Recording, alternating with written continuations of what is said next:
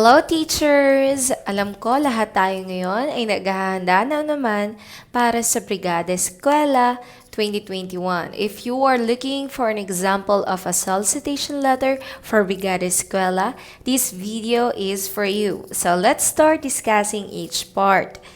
So first, we have here the date kung kailan tayo gagawa ng solicitation letter or kailan natin ginawa yung letter.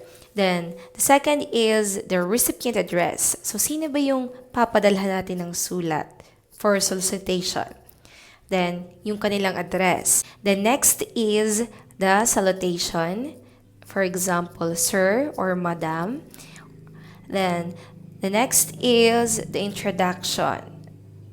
So, introduction of our message. For example, in preparation for the school year 2021-2022, the name of school, the Basilio B. Chan Memorial Agricultural and Industrial School, will be holding Brigada Eskwela from August 31 to September 11, 2021.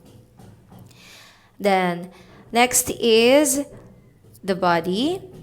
Of course, the COVID-19 had greatly affected the situation of students and school institutions at this time of pandemic, adopting the new normal education.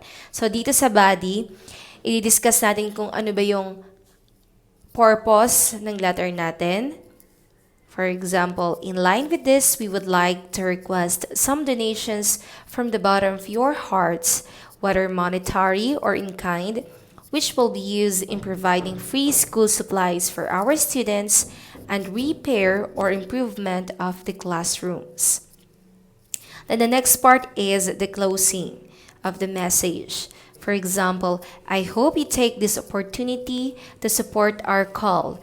Any material or amount you can give is highly appreciated as your donation is a big help for our school, most of all for the students.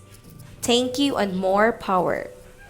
Then the next is the closure. Respectfully yours. The signature and title, Juan de la Cruz, Chairman, Brigada Eskwela 2021, and it should be noted by your school heads or your principal. Okay, ganyan lang kadali gumawa ng solicitation letter.